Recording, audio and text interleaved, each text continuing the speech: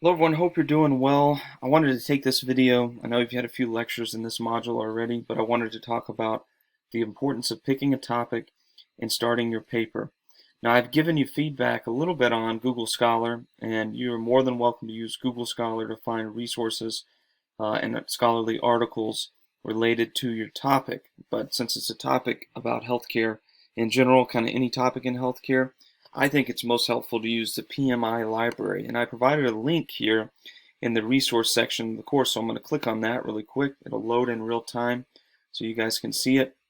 This gives you a lot of different databases. So remember, back in the day, you have to actually go and get a physical hard copy book from the library itself. Now the library is online, and the databases you can just search, which is great. ProQuest is really good, and EBSCO is good. I usually use EBSCO. It does have a tutorial there if you're interested in taking a look at that. So I'm loading this in real time for you guys, and we'll take a look at something healthcare related, a topic that you guys might be interested in. All right, first thing you want to do is go down here and click full text. I usually click English language, and you need to make sure you click peer reviewed, so to make sure it's a scholarly based article, and that should be about everything we need. Abstract available is usually nice too. I've done a lot of research on rural hospital, so I'm going to put rural hospital leadership into my search bar here, and we're going to pull up something here. And while it loads the results, it'll come up with a lot of different things. All right, so nursing leadership in rural hospitals, a competency and need assessment. Engaging students and ambassadors at rural hospitals, optimizing rural healthcare through improved team function. Here's a surgical networks program, and this looks like it could be in the UK or somewhere, so we'll keep on looking. Rural competencies, emergency medical practitioners, beyond clinical skills. How about that one? That's a good one. So if you click on it, going to have a lot of information down here. Your abstract will be located here, and your full text journal, which is great. The thing that I want to make sure that you understand is this is a scholarly article, so this is going to count towards a reference in your APA paper. So how do you reference it, you might ask? There's in-text citations for one, but I like the fact that your reference is located here. All you have to do is copy and paste it. It's in the right formatting. It's in hanging format. You just want to make sure it's double spaced. And your DOI is located there as well. The only thing that it doesn't have is a hyperlink. So you just need to make sure that you add the hyperlink in there. So if I'm doing a study on rural hospitals, that would be a good one to look for. There's all kinds of different results, but remember, the key is when you're looking through these, there's a little cite button. Use the cite button. It's extremely, extremely helpful. All right. I really like EBSCO. I recommend that you use it.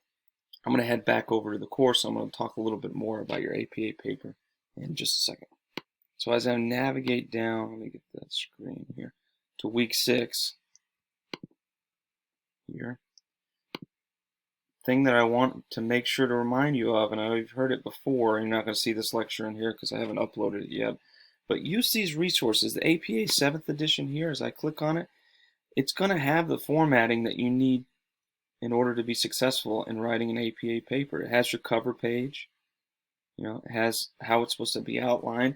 We want to abstract for this paper, so that's not included here because it's kind of the basics, just a summary in regards to APA Style 7, but an abstract's just 100 to 150 words, a general overview about the paper, and it's a good practice. You want to include in-text citations, so you want to reference your references in there, but the other videos will talk a little bit further about abstracts, and if you're confused about them, please reach out. I'm happy to help. Just another note, you have your page number at the top right-hand corner. There's no running head anymore.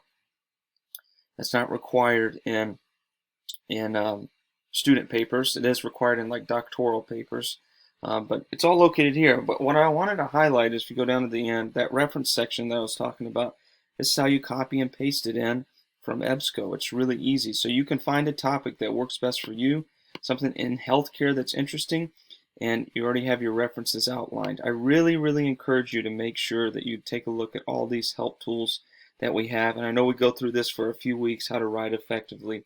But this is the easiest way. If you have a topic that you want to research, use EBSCO, find the material, maybe 3 or 4 key references, key articles that you want to use, and start reading them and then writing your paper. That's the easiest way to start.